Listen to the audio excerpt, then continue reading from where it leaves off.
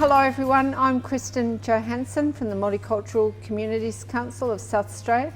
This is another cooking session in our second series of Food from the Homeland, which we're doing in conjunction with Wellbeing SA. And today, Ukash is going to be cooking us, well, I'd call it a Somalian feast. He would say it was every night dinner for his large family. So he's going to be teaching us a lamb curry, a bean curry, and the accompaniments that go with it. Thank you so much. Hello everyone, my name is Ukash Ahmed. As Kristen said, I came from Somalia. I've been in Australia for about 11 years and cooking has always been my passion. I do a lot of cooking for my kids over the weekends when I have free time from work. And today I want to share with you a Somali kind of traditional rice with sokhar. It's called sokhar. In your language, you'd call it curry. Ukash was telling me he uses this rice, which is an aged basmati rice, which is really delicious when I had it the other day. It is. It has a lot of nutritional value and it's very simple to cook. We bought this from a halal butcher and grocery store, but you'll find some of the ethnic supermarkets will stock this. Absolutely, you can get it in any Afghani shop, any Indian shops or African grocery shops here in Adelaide, mostly in Prospect and around Andale area. Yeah, Prospect Road is very good for Afghani shops. Yeah. Okay, so let's get started.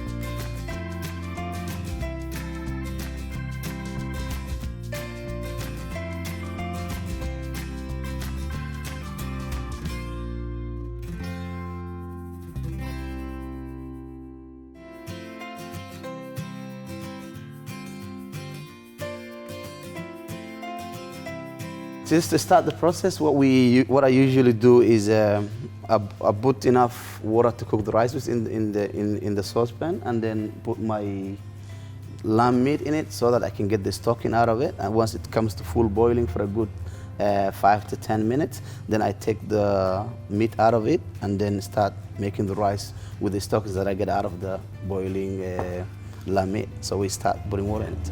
So at the butcher, you ask them to bone the leg of lamb, take the meat off and dice it, and then you do it in a fine dice? Yeah, absolutely. Because eventually, before you start boiling, you just want to make sure that your curry is made of really finely diced lamb.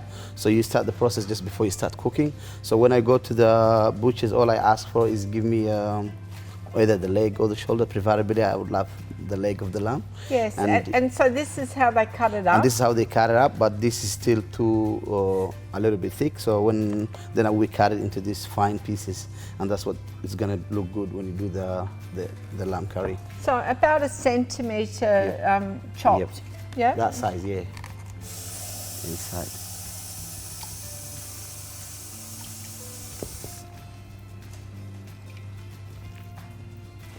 So is the water meant to just cover the lamb? No, it should be like just above the lamb. Just above the lamb. Because it's the same level of water that you'll use to cook the rice with. So you need enough water.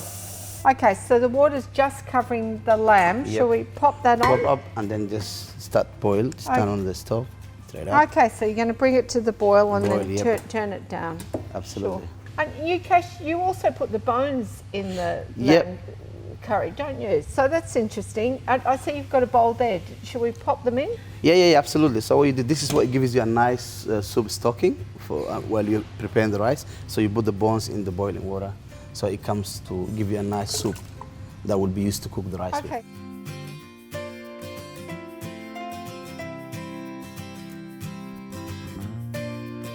Okay, so I've got the frying pan on, starting to warm up, and you're doing something over there with garlic, Ukash. Yeah, I'm trying to make the garlic ready just because once I roast the cumin seed, there, I'm going to crush the garlic and the cumin together with this. You started cooking when you were really young, didn't you? Ukash? Yeah. I mean, I'm the second born of a family of 2 from my family, and my mom needed help. She had 3 boys in a row, and there's no girl, so. Okay, so that's So usually, why- traditionally, Somalis pray like mothers wish to have their second born to be the girl, because girls are the ones that help with the cooking back home. But you know, then I was like, okay, and I need to learn this quicker. And yeah, my mom taught me how to cook, and ever since I was cooking. When we came to the refugee camp in Kenya in 1991, and then there was a period where I lived alone for about 3 years, and yeah, that's when I took my cooking really serious, because I moved away from home for learning. So yeah. Okay, so how young were you when you started? You were 10, weren't you? So I fled Somali when I was 10 years old, and that's when I started to learn how to cook. But I was 16 when I left home. And for so good 2 years. 16 when cooking got Cooking serious. gets serious for me, yeah, okay. And Absolutely. you lived in Kenya all that time? Yeah. didn't you? Okay, yeah. I lived in Kenya for 18 years in a refugee camp. So 10 years in Dadaab, which is the largest refugee camp in Kenya or entire world, to be honest. And then the last 8 years I was in Kakuma refugee camp. I was a bit mature then, so I was working for humanitarian agencies and yeah, teaching adult and literacy program as a teacher, and then became a program manager. But all that, I still carried my cooking passion, and every time I come back from home. And that would have given you some good skills. Yep. Ukash works for us as with youth groups, Yep. and runs a couple of wonderful youth programs. So you probably developed those skills when you're in Kenya. In the camp. Oh, that's interesting. So once that's ready, all you need is just get your. We don't want it to burn too No. badly, so just keep stirring it. So, Oh, so maybe if I start now, Yeah. because I can smell it. It's releasing the Yeah. aroma. Yep. Yeah, it's starting Yep. to pop. Yep. Yeah, it's coming together now. Coming together Yep. to your liking. Yep. Okay. All right. I think that's all good. going to start to burn. Nice. So let's take that off. Thanks. So once you do that, we just put it in. Okay. Yeah. I'll just use this. Yeah. If you just pop it in. Yeah. Yeah, we have now roasted the cumin seed, and it's ready to go. The next step is to finally chop the garlic so it can go in there, and it's easy to crush together. Okay. Yeah, that's it. That's good to go. Once you do that, And crush it with you the just mortar crush and it. pestle. Yeah. Okay. So you do nice and easy.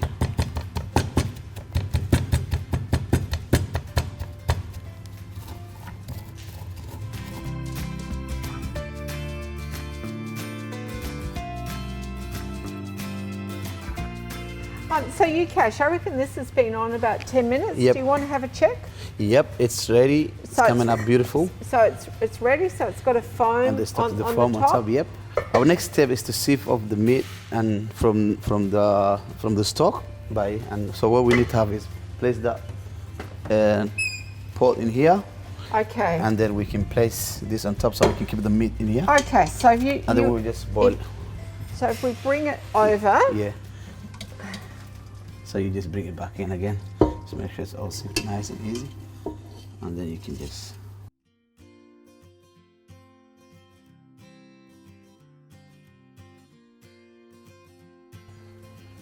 Two teaspoons of oil.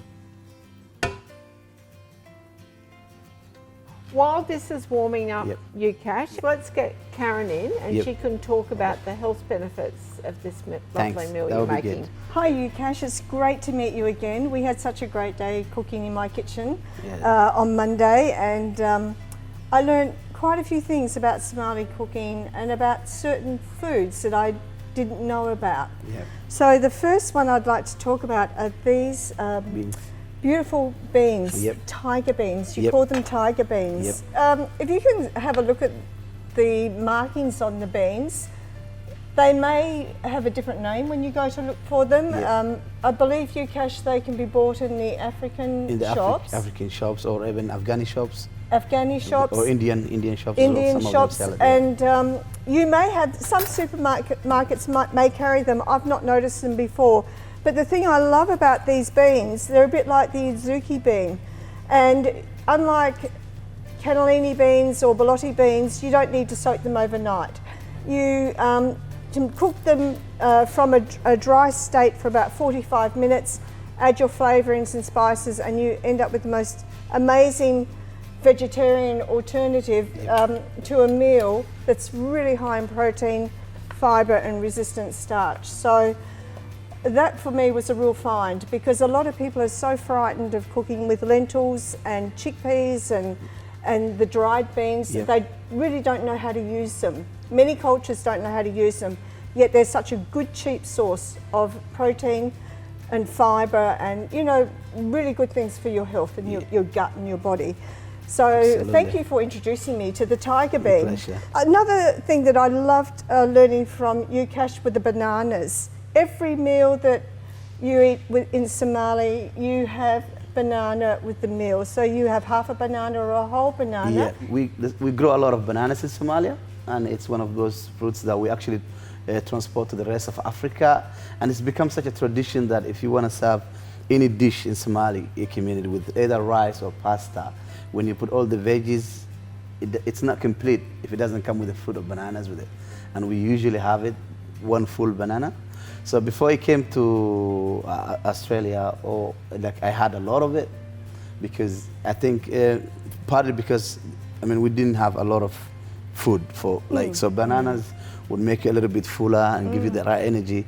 And yeah, when I came here, I'm not having the whole complete one fruit, but half of it that goes with the chili that I will make, and the rice tastes so nice. And it's become such a tradition for Somalis. And if you go on YouTube, you'll see anytime you write rice Somali, there's going to be a fruit bananas right next to it. The basmati rice, traditionally used in Somali cooking, which Ukash has talked about, is also quite different. The golden colour of that rice is caused by ageing, and it's a slow release carbohydrate, so when you eat it, unlike some processed foods, it reduces or doesn't spike your blood sugar. Now we're starting the process of preparing the rice. So it's very simple. Once you put the oil put the oil in and it comes hot, the next thing is to add onions. As you would see, I've prepared enough onion for all the 3 recipes that I'm trying to make today. But look, it's just all you need is just 1 fruit of onion and diced for you to make the rice. And we'll start this way.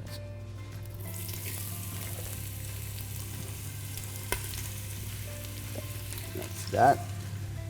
Once you put the onion in, you stir it for a bit, and then you can add 2 spoons of the cumin seed with the garlic clove in it. So 1, 2, that's enough. You stir that for a good 30 seconds. And the third step is to put the rice in it. So 1, 2. So once you put the rice in it and you allow it to caramelize for a good 10 minutes before you can add the stocking in it.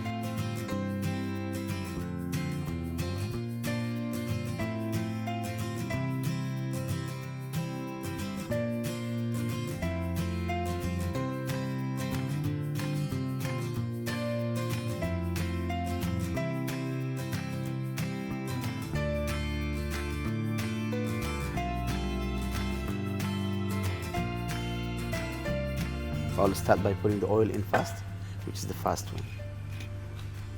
So how much oil? Just 2 teaspoons. You don't need much oil because the lamb always has a lot of fats, so you don't want to add extra. Okay, so less oil because of the fat from the lamb? Yep. So we just put the onion in. Do you want me to stir that for you, Ukash? Please do that for me. You add that as well. Okay, Ukash, so I'll keep stirring. You've popped in the tomato, we've got the onion. Yep, we'll just put 2 spoons of this as well. Okay, so this is your cumin and garlic mixture. And garlic as well, yep. So that, and then you can put now the meat in it. And now what we do is we also put 1 spoon of tomato paste. And in that way, and then give it a nice stir for it to sit and caramelize before we can add the stocking in it. So how long does it take to caramelize about Ukash? 5 to 7 minutes. 5 to 7 minutes. Now it's all caramelized and ready to go. So I will get the stock and put it in and then add the potatoes on top so that it can cook well together. Yep. Yep. The last step for this soup is to put the potatoes in it so that it can cook well with it. That's enough.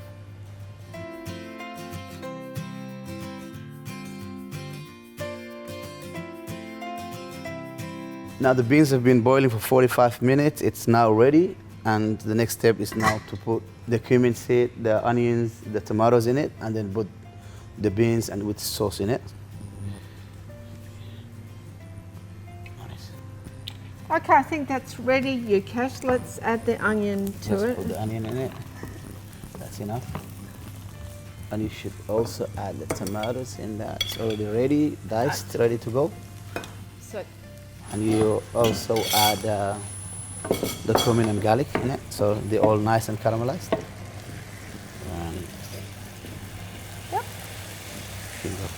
Okay, I'll keep stirring. Keep stirring. So, Once it turns nice and brown, then you can add the beans in it. so a few minutes. Yeah, a few minutes. The other thing is you need to add 2 spoons of tomato paste, and that will sit well. Okay. Then you can add the salt. That's Yep. it. As you can see, the beans is ready to go, so you have to get it into the thing. No. So your children like this Yeah, dish, they love don't, this. Yeah, don't they, Ukash? They love yeah. it. They love it. It's easy. You can have it every day. It's not like the meat you get bought. This is nice and nutritious. This is very important part as well. You don't take the bean stocking away. You have to put it in here. It's really nutritious. You have to put it in. Okay. So yeah. And then it's all just going to Yeah, boil down. Boil down together with the potatoes right now, and you leave it for good 15 minutes, and you're good. So lid off and just keep an eye on it. Yeah, keep an eye on it. Cook it down. Cook it down, yeah. Because the beans has already been cooking for 45 minutes, already ready. It just has Okay, to so sit well, yeah. really we're just cooking Yeah. the potatoes, Potatoes, and yeah, cooking, yeah. letting the flavour go through. Go through, yeah. Yeah. You just let it sit, boil until the potatoes are ready, and you're good to go. Okay.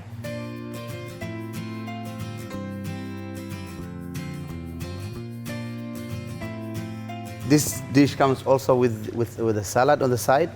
Ukash, you told me the other day that Somalians use kind of green tomatoes. They're not very red tomatoes in your salad, and red tomatoes in your cooking. Yeah. It's traditionally that's what we do. Like we use well-ripe, ready, well-cooked tomatoes for general cooking, and we use green tomatoes for salad. So what we do is get the salad in first.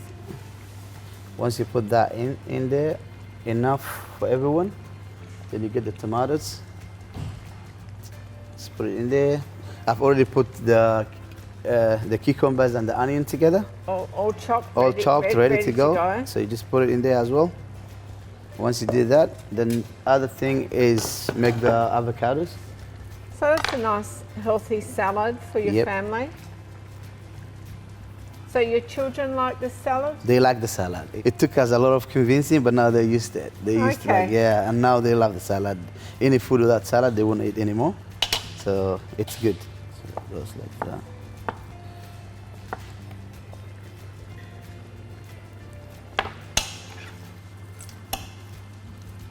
I'm just making the salad dressing now. A hint of salt. Once you do that, this is just, you put your salad dressing, nice and easy. And you just give it a nice mix. Yeah, it's nice making your own dressings, isn't it? Yep. It's nice and healthy. So now we've brought back the curry and the rice. And the rice, for you to add the final touches to. Yep. So what needs to happen is we've already put everything in the lamb curry except the capsicum, and we don't like to cook the capsicum too much. So we put the last 5 minutes before you stop cooking, so it's now ready to go in there. Okay, that's enough. One piece of capsicum is enough, and you can also put that in here. It's almost ready to go. Add it to the beans. To the beans as well. So both curries are ready to go in probably 5 minutes from now.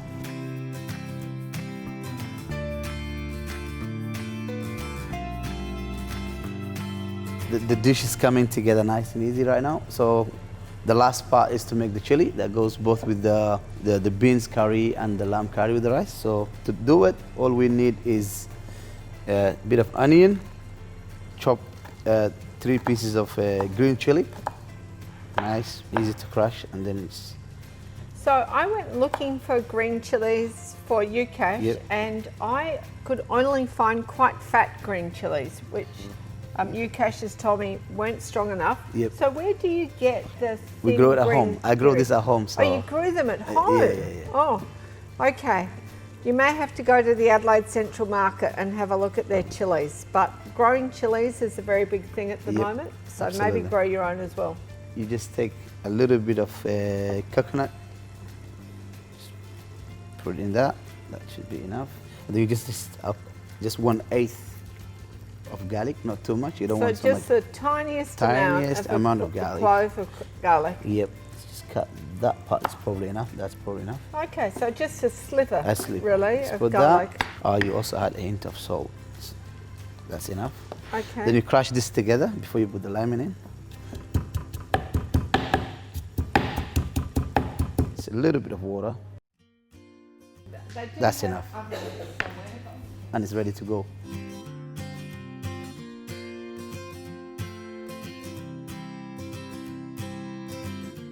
All right, so just prepare the banana. You just get one piece of banana fruit, cut the bottom part and the top part, and just peel it off. And because this food you serve it to adults and children, kids have no patience. So what you need is just give them nice and easy. Just cut it like that, ready to go. So once you put it on the rice, they can even take it with a spoon easily. That's what we do for the kids. Okay. Yeah. Adults get a whole banana, Yeah. children get chopped. Chopped, yeah. So you do it like that, and it's easy. So they can just get that. A lot of them would prefer to take that in the rice together with the chili, and it goes really well. Okay, terrific. Yeah. Okay, Ukash, this looks absolutely delicious. So this would be a normal That's meal for you in a your routine family. dinner for my family, yeah. That's how Dinner we for do your it. family. Yeah, it's Well, everyday thing, yeah. Looks fabulous. So Yeah. it does look like a feast to me, but turns out this is an every night Every meal night thing, for a yeah. Somalian family. Thank you so much for showing us how to cook them. Cheers. My pleasure, yeah. And it's just, if someone doesn't want to have meat, there's always the beans option to go with the rice, and you can have more salad, the onion, Yeah. and the chili. Good for adults and good for children. Yeah, and it's really cheap and healthy diet and easy. It may look complicated, but it's very simple to make. A lot of it is just fresh salads and all that. So, and the rice and the curries don't take that much. So, and within hour and a half, you can put this on the table for your family, and it's really good for you. And I hope you try it out. Absolutely fantastic. All right, thank you very Thanks, I much. Can't appreciate wait to try. Cheers.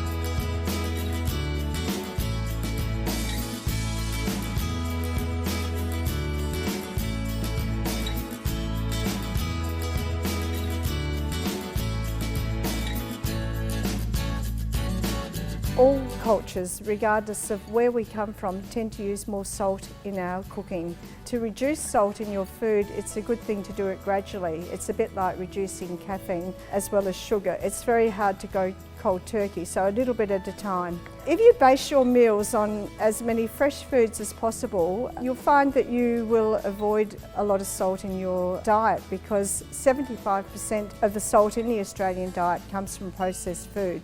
The reason that there is such high concern for salt, it's linked with hypertension or high blood pressure that I'm sure everyone has heard of. High blood pressure is directly linked to cardiovascular disease and to stroke. Consider other ways to bring flavour into your dish if you feel that the dish is not tasty enough. Think of your curry spices, your fresh herbs, dried herbs, to really bring out the flavour in your dish. And you'll see some of these examples in the recipes today with people using fresh rosemary and sage, garlic, the sweetness of onions cooked down slowly to add flavour to your dish. And all of these things will help give you the road to a better health.